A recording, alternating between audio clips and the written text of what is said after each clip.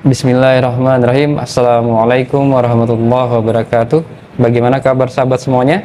Semoga sehat walafiat dan selalu berada dalam lindungan Allah Subhanahu wa taala.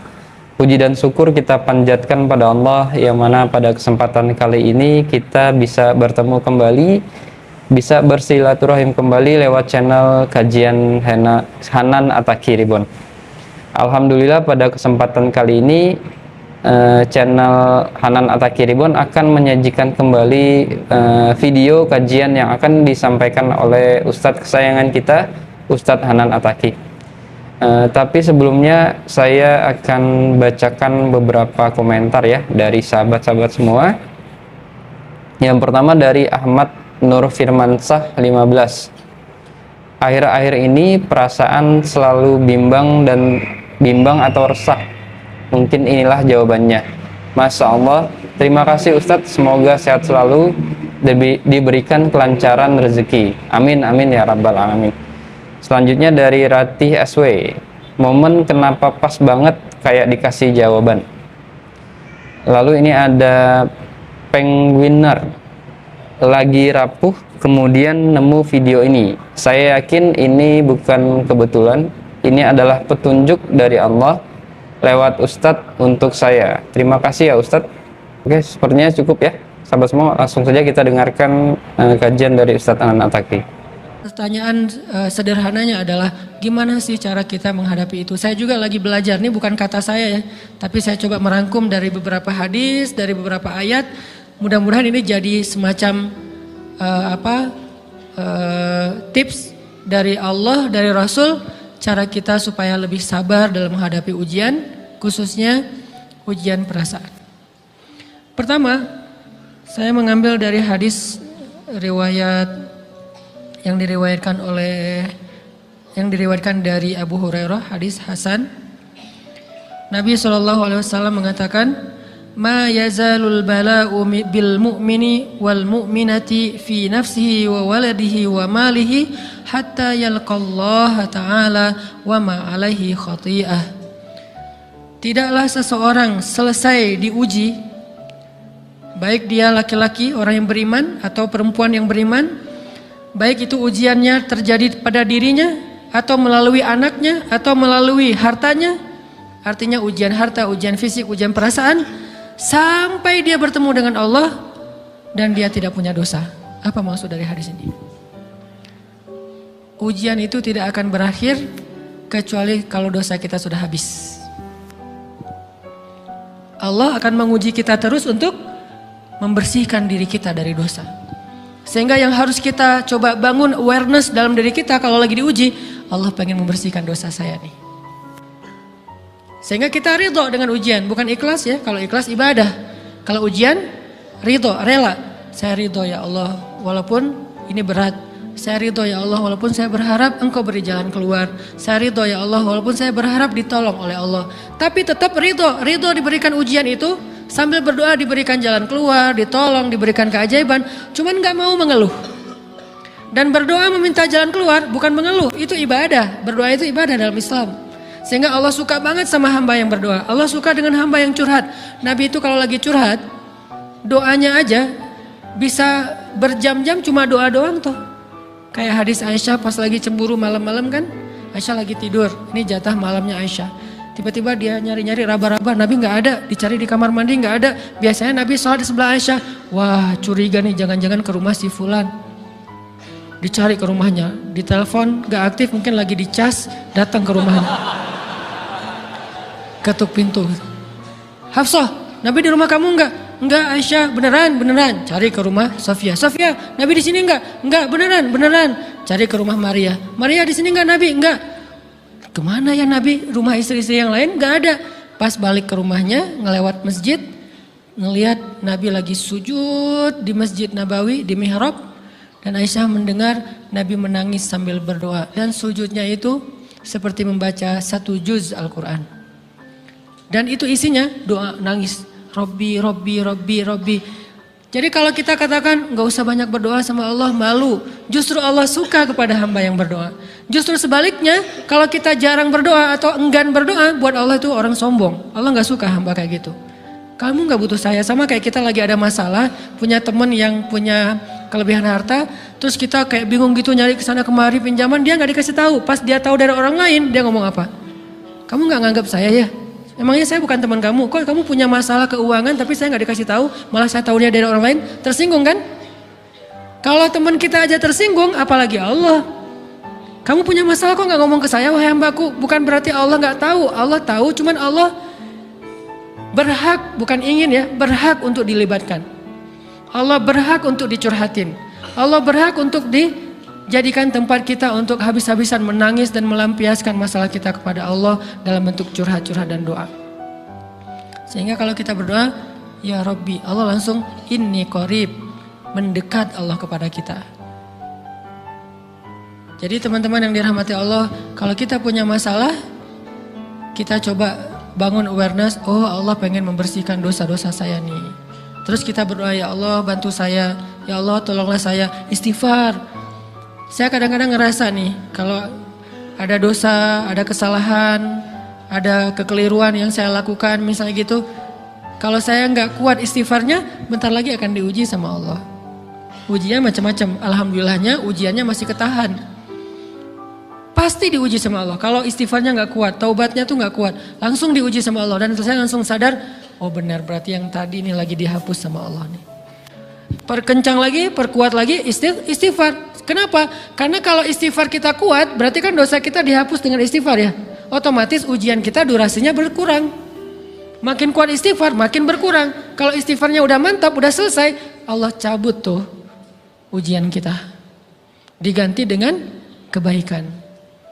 Jadi teman-teman, kita coba sadari, oh kalau Allah menguji saya, emang saya banyak dosa. Sebelum kita mencari kambing hitam, nyalah-nyalahin orang lain, sebelum kita marah kepada orang lain, kadang wajar kita marah kepada orang lain gara-gara ucapannya, komennya, teks dari dia, wajar. Tapi sebelum itu, marah dulu kepada diri kita atas dosa dan kesalahan kita yang baru saja kita lakukan. Atau yang dulu kita lakuin dan belum benar-benar kita tinggalkan. Kalau kita ngerasa banyak dosa di masa lalu sebelum kita taubat, hijrah, berarti mungkin itulah alasan kenapa sekarang kita diuji setelah hijrah. Kenapa agak-agak harus jungkir balik setelah kita hijrah. Kenapa harus sedikit berdarah-darah setelah kita hijrah. Anggap aja itu untuk mengkifarat, membersihkan dosa-dosa kita yang telah lalu. Supaya apa? Supaya kalau kita pulang kepada Allah, kita pulang dalam keadaan bersih. Dan itu pasti akan menjadi orang yang paling beruntung. Daripada nanti diberesin di akhirat, mending diberesin di dunia kan. Soalnya kalau diberesin di akhirat itu lebih berat. Akhirat itu perlakuannya beda dengan di dunia. Di dunia kalau kita salah akan dibalas oleh Allah. Kalau kita belum taubat, dibalas oleh Allah sama. Tapi di akhirat ukurannya beda. Sehingga heran ya, kalau ada orang yang merasa beruntung lolos dari hukuman dunia, dia pikir dia udah lolos dari hukuman Allah. Mending dia beresin deh di dunia daripada nanti di akhir berlarut-larut. Itu bahaya banget. Kalau buat saya pribadi dan saya yakin teman-teman juga kayak gitu, gak mau ada masalah di akhirat, mending masalah di dunia aja. Tapi masalah di dunia juga kita gak mau berlarut-larut, pengen cepat dimudahin sama Allah. Caranya istighfar. Tidaklah Allah memberikan kepada kita ujian kecuali salah satu alasannya pengen menghapuskan dosa. Idza kathurat dzunubul 'abdi walam yakun lahu min amalin liyukaffiraha fabtalahu Allahu bil hazan liyukaffiraha. Kalau seorang hamba banyak dosa dan dia nggak cukup amal untuk mengkifarat dosa-dosanya, Allah akan menguji dia dengan rasa sedih, dengan rasa kecewa, dengan rasa berat, sakit hati untuk mengkifarat dosa-dosanya. Itu yang kita bangun. Sehingga kalau ada masalah sama orang lain, kita memperbaiki diri dulu. Bukan sibuk dengan kesalahan dia terus menerus yang gak mau kita maafin. Misalnya ada teman kita nih, jadi clash sama kita. Hal pertama yang kita bangun, astagfirullahaladzim saya banyak dosa nih. Tapi kan yang salah dia, ya. Tapi mungkin dia gak akan mengatakan kalimat itu, gak akan bersikap kayak gitu kalau kita gak punya dosa. Allah sengaja mengutus dia untuk menguji kita lewat kata-katanya, lewat perilakunya, karena kita punya dosa. Jadi penyebab pertama diuji itu bukan teman kita yang salah, itu penyebab kedua. Memang dia salah dan itu harus kita akui, realistis lah. Dia salah, dia nggak pas, dia nggak bijak, dia apa. Oke, Tapi yang mentakdirkan dia salah kepada kita, Allah Subhanahu wa taala. Kenapa Allah takdirkan gitu? Karena kita masih punya banyak dosa. Allah kirim kita ujian, bisa manusia, bisa alam, bisa dalam diri kita sendiri. Itu semuanya adalah cara Allah untuk menguji kita dan membersihkan dosa-dosa kita. Ini yang kita bangun pertama. Yang kedua, kata Nabi di dalam hadis Bukhari, "May yuridillahu bihi khairan", yang terkenal kan yufaqihu fiddin, itu yang terkenal. Ternyata ada dua modelnya. Ada may yuridillahu bihi khairan yufaqihu fiddin. Siapa yang Allah pengen kasih dia kebaikan agama, kebaikan, Allah akan buat dia mengerti halal dan haram. Itu berarti Allah sayang sama dia. Ini satu model hadis. Ada model yang kedua, mirip redaksinya. May yuridillahu bihi khairan yusib min. Hadis Bukhari. Siapa yang Allah pengen ngasih dia kebaikan, Allah uji. Hah? Kok gitu caranya? Ternyata kayak gitu rahasianya. May yuridillahu bihi khairan, may yuridillahu bihi khairan. Siapa yang Allah pengen ngasih dia kebaikan, Allah kasih dia musibah atau ujian. Kenapa bisa seperti itu, Ustaz? Fa inna ma'al usri yusra. Inna ma'al usri yusra. Seolah-olah Allah bilang di dalam ayat itu, kalau kalian mau dapat kemudahan, biasanya lewatnya kesusahan dulu. Kalau kalian pengen dapat keberuntungan, biasanya dapatnya kerugian dulu. Tapi keberuntungan dan kerugiannya pasti nggak sebanding. Keberuntungannya jauh lebih besar daripada kerugiannya. Kerugian itu kayak modal doang, DP. Jadi kalau kita mau dapat kejutan dari Allah, Allah kasih kita DP. DP-nya apa? Ujian, DP-nya musibah, DP-nya rasa nggak nyaman. Itu DP tuh. DP terhadap apa? DP dari Allah terhadap hadiah-hadiah besar yang Allah pengen ngasih ke kita setelahnya. Cuman banyak orang yang menolak DP ini. Sama kayak kita misalnya. Kalau kita mau ngasih dia hadiah, kita kasih dia kayak kejutan dulu. Dia lagi ulang tahun nih, disiram air dulu. Setelah itu dikasih hadiah-hadiah yang mahal. Rela gak disiram air demi hadiah? Rela, udah siramin lagi aja. Kalau setelahnya ada hadiah. Yang kita gak rela, kalau setelah disiram, disuruh bersih-bersih sendiri dan gak dikasih apa-apa, kan gak rela tuh. Berarti ini bab iman. Yakin gak kalau Allah tetap ngasih hadiah? Kan sabar dan iman itu ternyata tahu aman, kembar. Kalau kita yakin Allah ngasih hadiah setelah ngasih kita DP ujian, ya kita akan sabar. Gak apa-apa deh, bentar lagi mau dikasih hadiah, digini-giniin juga gak masalah. Dibully, diapain sama Allah, biarin aja. Ya Allah saya sabar, kan bentar lagi mau dikasih hadiah nih. Ini masalah yakin. Tapi kalau kita gak yakin, apa sih maunya Allah gitu kan. Begitu kalimat ini keluar, maka yang muncul setelahnya adalah mengeluh, berputus asa, dan gak akan sabar menghadapi ujian. Ujian, kata Nabi, may yuridillahu bihi khairan. Siapa yang Allah pengen kasih hadiah, siapa yang Allah pengen kasih kejutan, siapa yang Allah pengen kasih pertolongan, siapa yang Allah pengen kasih kebaikan, yusib min, Allah akan uji dia dulu. Ini sunnatullah. Sehingga kalau kita lagi diuji, yang kita lihat jangan ujiannya, apa setelah itu. Gimana ngelihatnya Ustaz? Gak kelihatan? Dengan mata hati. Istafti qalbak, tanya kepada hatimu, kelihatan gak? Dengan mata hati. Gimana ngelihat dengan mata hati? Dengan iman, saya percaya Allah pasti ngasih kebaikan setelah ini. Orang Allah sendiri yang ngomong, gak ada satu huruf pun di Al-Quran yang salah. Apalagi satu ayat, apalagi dua ayat. Fa inna ma'al usri yusra, ditegesin lagi. Inna ma'al usri yusra. Tapi usr dulu, baru yusr. Dikasih kesusahan sedikit, dikasih kemudahan yang banyak. Dikasih kesusahan sedikit, dikasih kemudahan yang banyak. Ini yang kita coba bangun tajdidul iman. Bangun memperbaharui yakin. Sehingga ketika kita diuji, sedih, wajar. Mengaduh sedikit, bukan mengeluh ya. Kalau mengeluh kan nyalahin Allah. Kalau ngaduh, yang namanya orang dicubit kan, itu ngaduh. Tapi kalau, apa sih maunya Allah? Nah itu ngeluh. Antara mengadu dengan mengeluh berbeda. Mengadu, itu manusiawi. Sedih, itu manusiawi. Air mata, bahkan bukan hanya manusiawi, itu rahmat dari Allah. Orang yang gak bisa menangis itu yang bahaya. Kalau kita masih bisa menangis, berarti kita masih peka hatinya. Bukankah anak kecil paling sering menangis?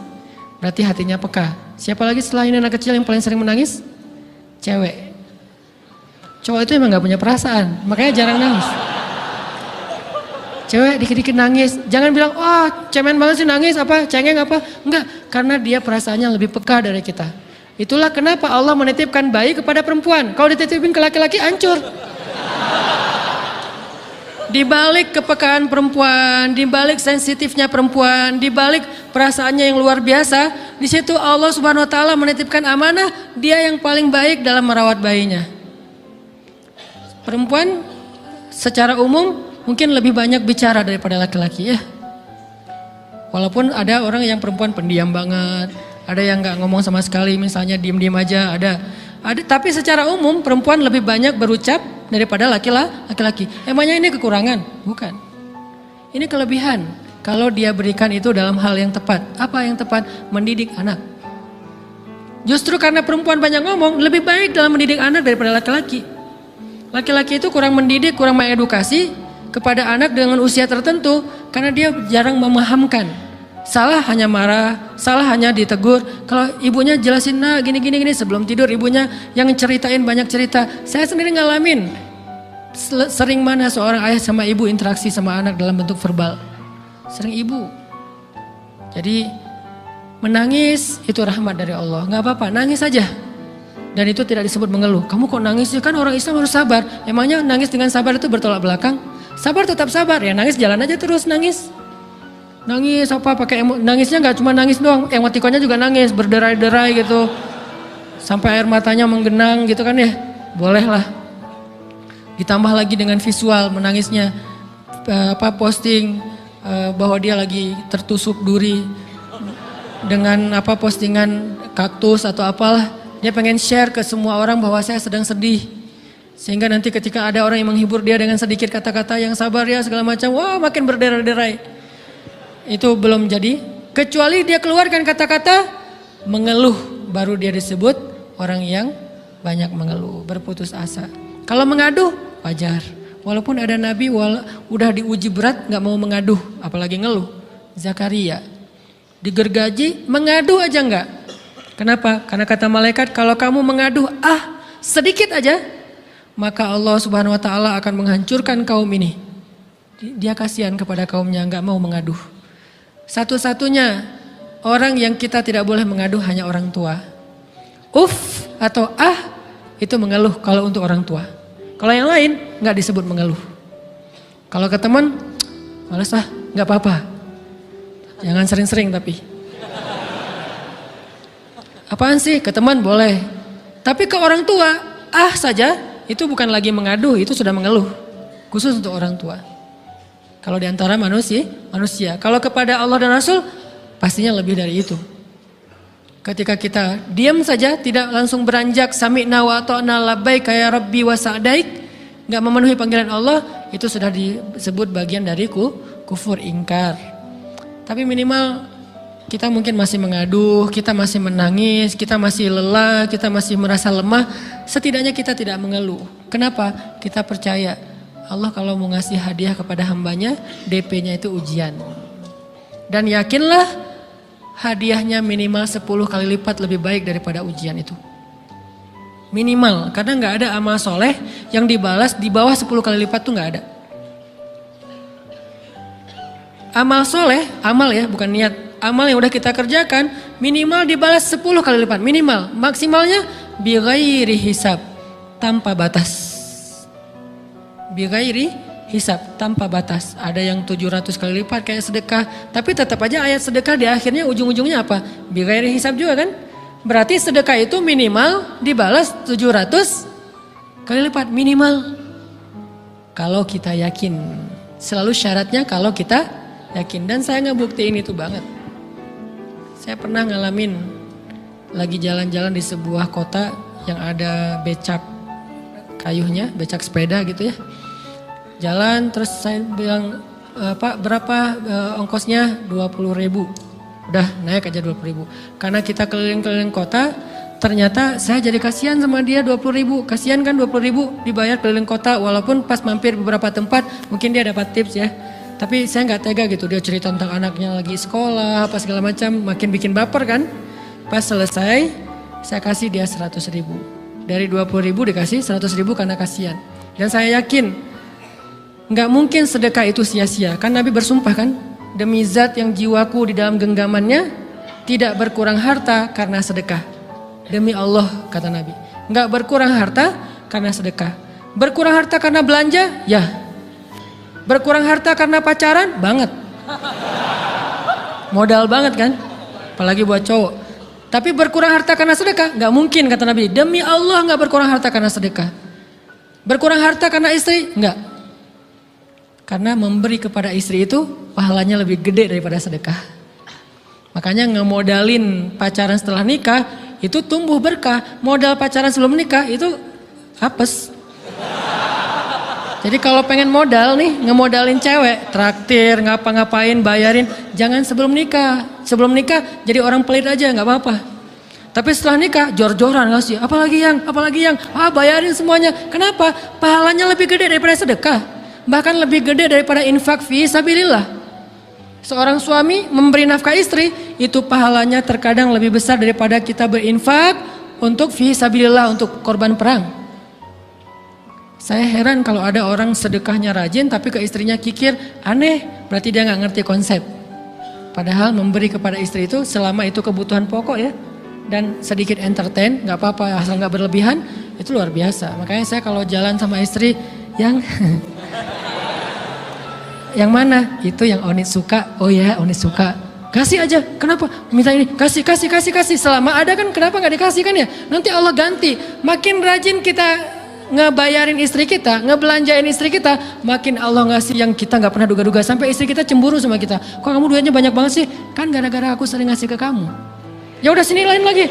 Mau ditransfer berapa gitu kan ya? Saya ngasih 100.000 ke si bapak. Dan saya yakin teman-teman sedekahnya pasti lebih dari itu karena 100.000 saya sebut. Kalau 1 juta ke atas saya nggak mau nyebut, malu dong, ria ya.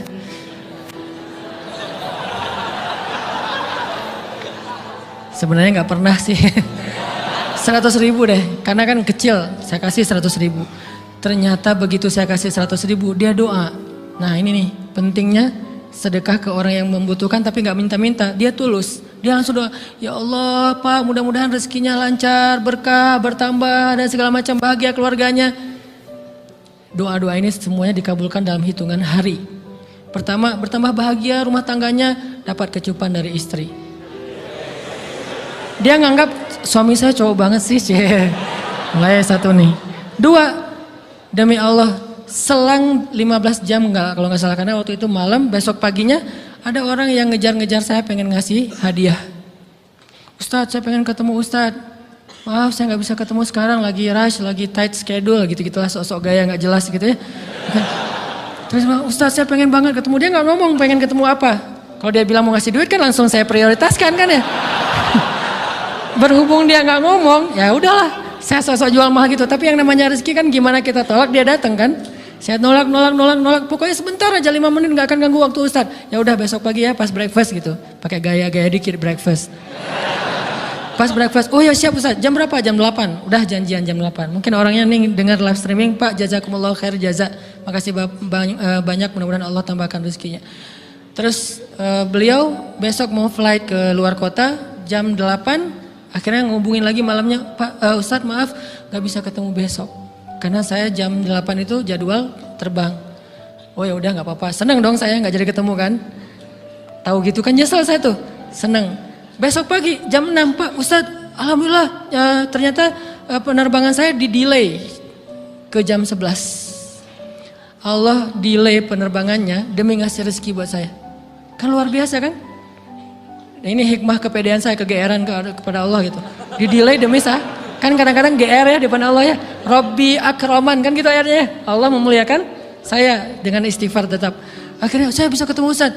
Saya nggak baca WA-nya. Terlambat baca, baru baca jam 8. Dia udah mulai agak putus asa. Kayaknya udah gak mungkin ketemu nih. Jam 8 pas saya baca, ternyata orangnya nggak di delay. Ya udah saya balas, ya udah sekarang saya tunggu ya jam 9, maaf cuma sebentar. Nggak apa-apa Ustaz, 5 menit. Datang dia.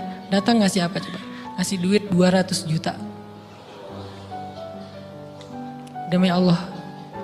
Cuman berselang beberapa jam, saya tolak-tolak. Tahu gitu Pak, datang malam ini aja.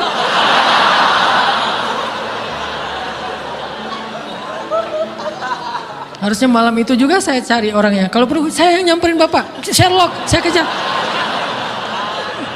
Manusia gitu banget ya. Tapi Masya Allah di situ saya jadi tahu, oh doa orang itu lebih akurat, lebih mantap, lebih diijabah daripada doa saya. Mungkin bukan karena sedekah, tapi karena doa setelah sedekah. Ya Allah dan segala macam dimudahkan sama Allah. Itu luar biasa loh. Saya nggak percaya, saya pikir main-main. Orang nih iseng kayaknya pengen ketemu doang, pengen selfie. Ternyata pas saya cek, ditransfer, di capture, Ustadz udah ditransfer. Saya, jangan-jangan nih jebakan Batman gitu ya. Nyari-nyari sana segala macam. Alhamdulillah ternyata emang niat baiknya pengen, alhamdulillah saya terkesan, saya dapat hidayah lewat Ustaz segala macam. Sekarang saya pengen membalas jasa Ustaz walaupun kecil 200 juta. Untung saya nggak kaget dan kemudian pingsan. Pak 200 juta stroke kan ya, bahaya. Lebih mahal dari 200 juta.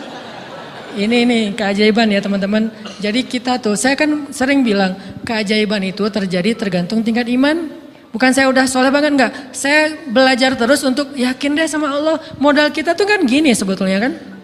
Duit kita tuh banyak loh teman-teman. Cuman gak disimpan di bank, gak disimpan di saku. Disimpannya di sisi Allah. Bedanya apa sih? Kenapa kita kalau disimpan di bank tenang? Saya lagi punya duit banyak dari 100 juta. Di mana? Di bank. Aman. Kenapa kalau disimpan di saku? Aman. Tenang. Kenapa kalau disimpan di Allah gak tenang? Kenapa kalau disimpan di Allah kita bilang gak punya duit?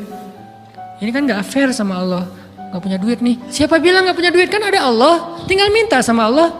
Tapi gak ada wujudnya. Tapi kan ada janjinya. Bukankah janji Allah lebih kuat daripada wujud?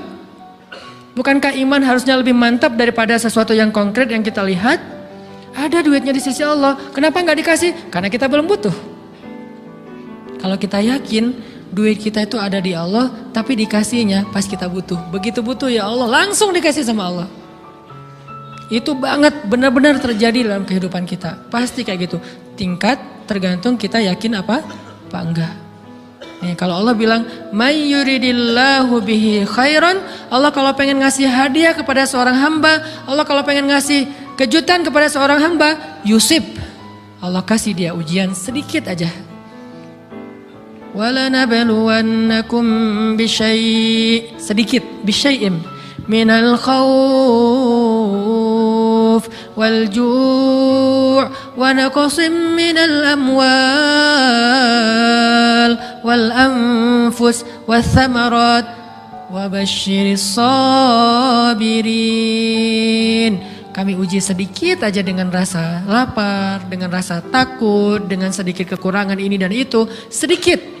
Tapi wabasyiris sabirin, sampaikan kejutan kepada orang yang bersabar. Sampaikan kejutan kepada orang bersabar. Jadi bisa dibilang kejutan-kejutan hidup kita itu munculnya dengan iman dan sabar. Dengan iman dan sabar. Iman artinya yakin, husnuzon sama Allah. Ana inda dhanni abdi bi. Aku tergantung prasangka hambaku kepadaku. Baiklah, alhamdulillah itulah tadi pembahasan dari Ustadz Hanan Al-Taki. Semoga video pembahasan pada kali ini bermanfaat buat kita semua dan bisa kita amalkan dalam kehidupan sehari-hari. Baik, itu saja yang dapat saya sampaikan. Semoga Allah selalu memberikan kemudahan bagi kita semua untuk menjalankan perintahnya dan menjauhi semua larangannya. Seperti biasa sebelum saya tutup, mari kita sama-sama bacakan doa kafaratul majlis yang hadisnya berbunyi dari Abu Hurairah radhiyallahu an berkata, Rasulullah sallallahu alaihi wasallam bersabda, barang siapa yang berada pada suatu majelis, kemudian pada majelis tersebut terdapat banyak perkataan yang tidak berguna, lalu sebelum beranjak meninggalkan majelis mengatakan hal yang ini, yaitu kafaratul majelis, kecuali telah diampuni baginya yang ada pada majelis tersebut. Hadis riwayat Tirmizi. Mari kita sama-sama bacakan doa kafaratul majlis. Bismillahirrahmanirrahim. Subhanakallahumma wa bihamdika asyhadu alla ilaha illa anta astaghfiruka wa atubu ilaik. Yang artinya, maha suci Engkau ya Allah, dan dengan memujimu aku bersaksi bahwa tiada Tuhan selain Engkau. Aku mohon ampunanmu dan aku bertaubat kepadamu. Bagi sahabat semua yang pengen komentarnya dibacakan, silakan bisa komentar ya di bawah, berikan komentar terbaik dari sahabat semua. Dan Mohon dukungan selalu untuk channel Hanan Ataki Reborn. Silakan subscribe, silakan like, silakan dibagikan ya. Sekali lagi terima kasih. Wassalamualaikum warahmatullahi wabarakatuh.